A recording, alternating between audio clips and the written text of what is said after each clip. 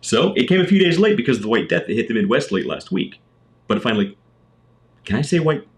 I don't think I can say White Death anymore. That's not appropriate. We're off to a great start. Because of the snow that came late last week, I finally got my package of Cornell and Diehl's folklore.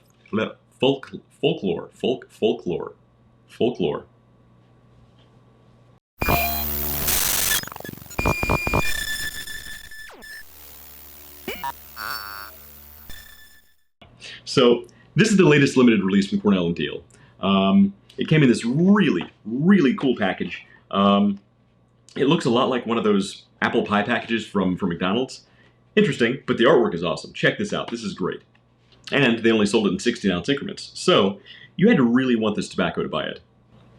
On top of that, when they say limited release, they're not kidding. There were only 1,000 of these things sold. But the good thing is, as far as I can tell, all the retailers who were actually able to get this stuff sold it on a one purchase per customer basis. So at least a few of us were able to get this stuff before people started hoarding it. And you know they did. You know they did. But these things sell out fast. This tobacco went on sale at midnight Eastern time on February 1st, and it sold out in less than 3 hours. Now, I don't usually go crazy for these limited release runs. If I can get my hands on some, that's great. Exclusivity is fun. It makes you feel like you achieved something. But if I can't find it, I already have my favorite tobaccos right here in my cellar. So what's the big deal? Well, some people seem to get a little bent out of shape over this. Some people left some pretty colorful comments on the different sites that were selling it. So I can sympathize with some of their frustrations. To miss out on something that's been hyped up so much, and then, feel like you didn't even have a chance to get it, that can definitely leave a bad taste in your mouth. Especially when you think about those people who found a loophole in the system and were able to purchase more than one of these, and there were people who did it. And unfortunately, that's just the nature of the beast with limited releases. It's something we all have to deal with. What about people who work long or weird hours and can't be sitting at their computer at midnight trying to get this stuff ordered? Or, any number of reasons why somebody couldn't have gotten this. But again, that's the nature of these limited releases. But let's put this into perspective. Is this a great tobacco that you'll wish you'd tried? Yeah, it is. And we'll get into that in a second. However, is this something that's worth getting bent out of shape about? No. And I'll tell you why. This is a marketing tactic, plain and simple. Limited release things like this are specifically designed to create artificial scarcity, thereby driving up brand recognition and, in a roundabout way, driving demand for like products, probably from that same brand. But what does this all mean when we break it down? First of all, I want to say that Cornell and Diehl did absolutely nothing wrong by doing this. This is actually a great tactic. This is something that I've used with my personal clients for years. In fact, this is something that we're all exposed to every day from major brands, and we don't even realize it. Just think about anything that you've ever wanted that was limited edition or a collector's item for some reason, because there weren't very many of them.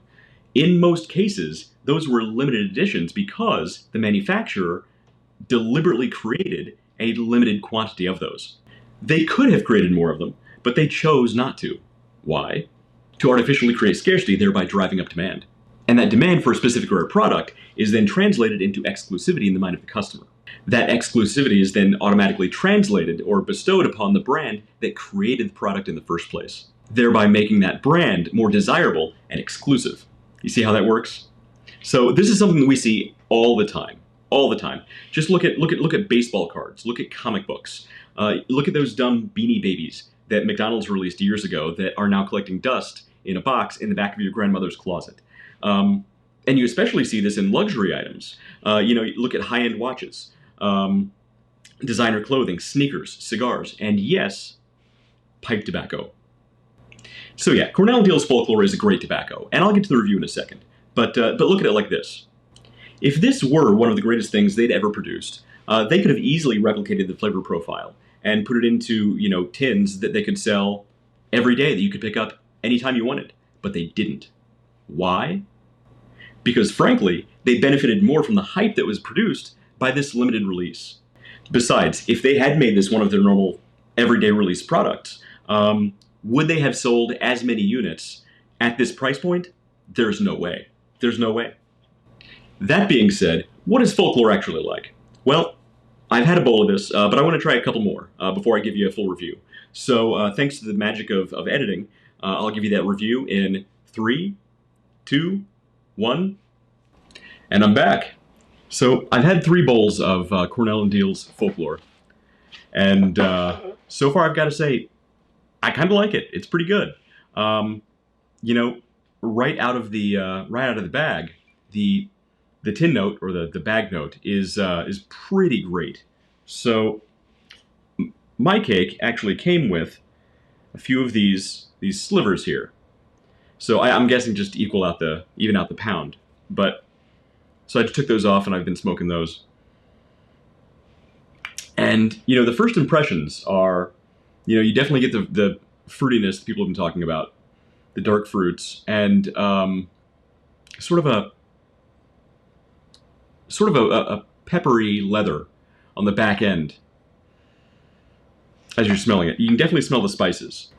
So the first maybe third of the bowl was just a little bit sweet with some light peppery overtones. Not overwhelming at all, just really, really interesting flavors coming through. Again, the dark fruits.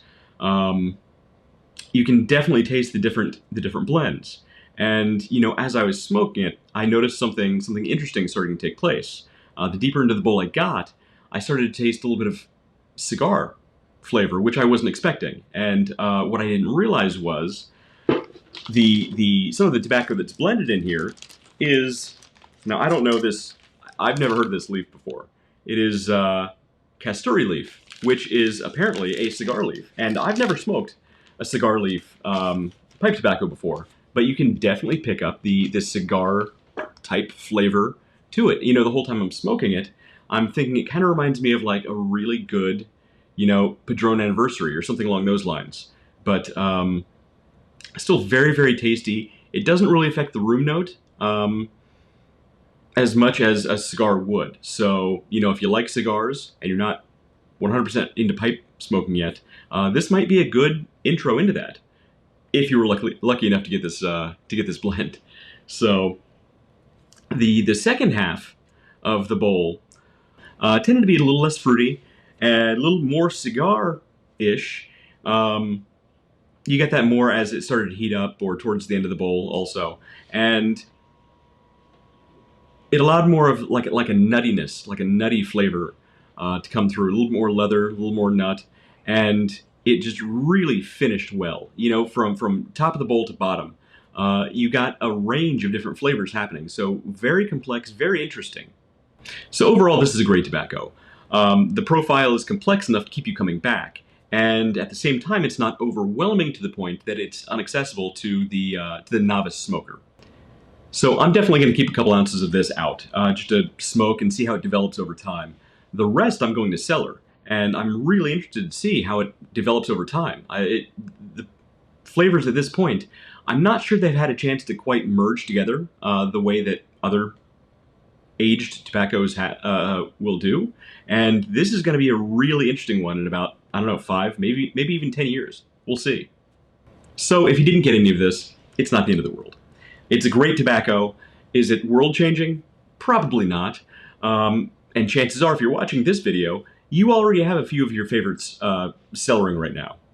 There's always going to be another limited release tobacco for you to chase down. But honestly, the very best tobacco in the world is the one that you smoke when you're happy.